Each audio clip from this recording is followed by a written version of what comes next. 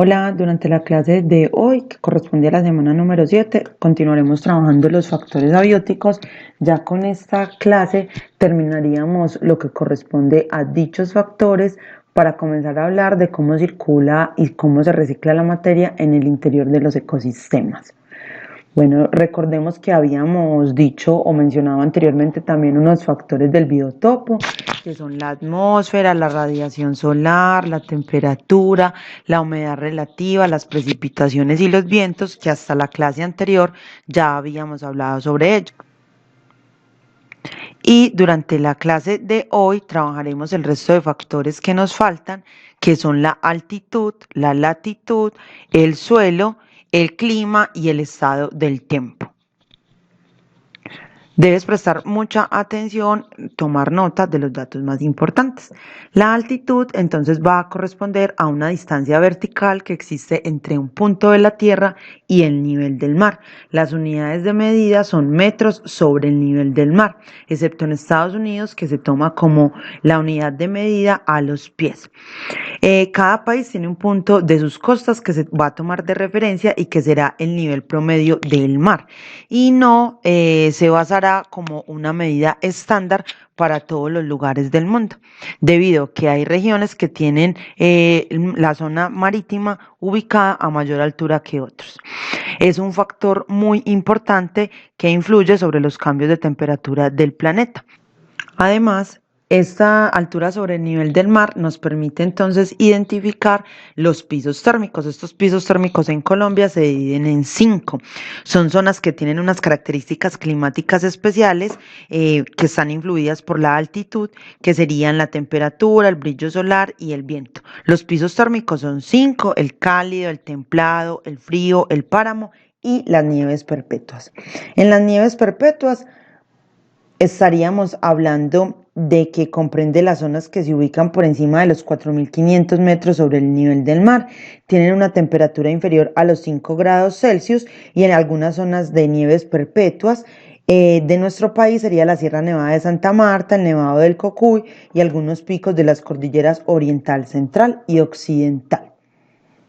Tenemos al páramo, abarca los lugares localizados, teníamos a los páramos localizados entre los 3.000 y 4.500 metros sobre el nivel del mar, en algunas zonas de las cordilleras oriental, central y occidental. Su temperatura está entre los 12 y 5 grados Celsius, presenta fuertes vientos, su vegetación está compuesta por arbustos y frailejones que son muy importantes para la absorción y conservación del agua dulce.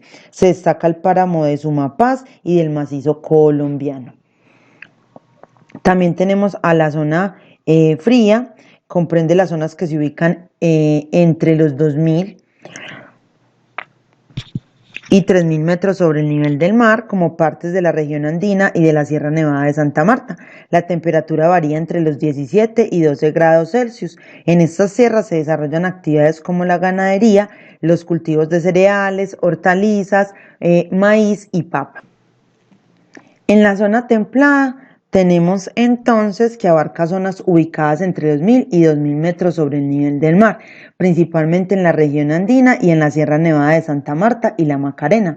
Su temperatura puede ir entre los 17 y 24 grados Celsius. Las tierras son utilizadas en ganadería, cultivos de café, caña de azúcar, maíz y árboles frutales. Por último, entonces tendríamos al cálido, que comprende los territorios que se ubican entre 0 y 1.000 metros sobre el nivel del mar. Tenemos a los llanos orientales, la región amazónica y Caribe, zonas insulares, los valles de los ríos Cauca y Magdalena.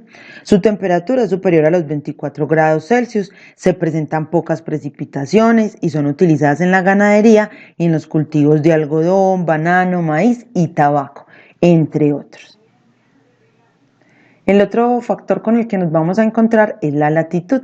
La latitud es la distancia que existe entre cualquier paralelo y la línea del ecuador. Se mide en grados y se indica hacia qué hemisferio se está haciendo referencia, si hacia el sur o hacia el norte. Recordemos que los paralelos son líneas imaginarias en las que podemos posicionar esos lugares en nuestro planeta, y todas estas medidas se van a basar con referencia a la línea del ecuador, que sería la línea de los 0 grados. Son líneas, como les dije ahorita, que eran imaginarias, nos permiten localizar un punto de la Tierra, su ubicación pues indicando no solamente los grados, sino además si se dirige hacia el norte, hacia el sur, hacia el este o hacia el oeste, como pueden ver acá con las medidas que se están indicando. Tiene una incidencia directa en la determinación de los climas en cada zona de la Tierra, por eso hablamos de zona fría, zona templada, zona cálida, y la línea del Ecuador. Esos lugares que se encuentran a elevadas latitudes, lejos del Ecuador, reciben menos luz solar que los lugares que se encuentran en bajas latitudes, cerca del Ecuador. La cantidad de luz solar y la cantidad de precipitación va a afectar a los tipos de plantas y animales que van a poder vivir en estos lugares del planeta. La mayoría de la luz solar se recibe sobre el Ecuador. Por eso, en los lugares que están ubicados en esta zona son áreas de mucha biodiversidad. A las áreas existentes entre los cálidos trópicos y los fríos polos se les conoce como latitudes medias. Los climas en estas zonas están más afectados por las masas de aire tropicales que van dirigidas hacia los polos y las masas de aire de los polos que se dirigen hacia el Ecuador. En las altas latitudes, la noche polar no permite la observación del sol durante largos periodos de tiempo, como ya lo habíamos mencionado anteriormente.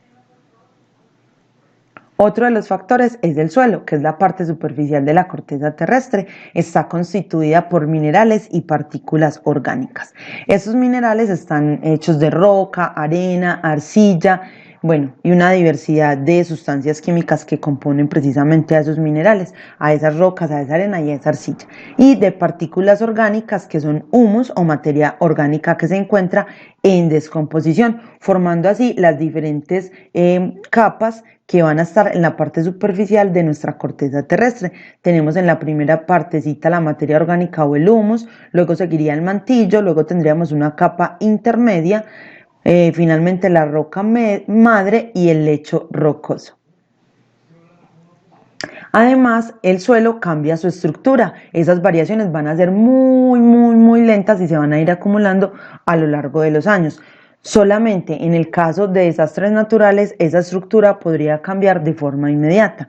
Las alteraciones que sufren las rocas hasta llegar a construir el suelo se van a denominar meteorización. Esta meteorización es un deterioro y una transformación que se va produciendo en la roca y se fragmenta por acción de factores físicos, químicos, biológicos y geológicos. Factores físicos cuando las grandes rocas están sometidas a la acción del hielo, la lluvia, los vientos, las variaciones de la temperatura o cosas que puedan romper la roca. A factores químicos cuando los minerales de la roca al entrar en contacto con el agua, el aire, se disuelven o se oxidan y dan origen a otras sustancias.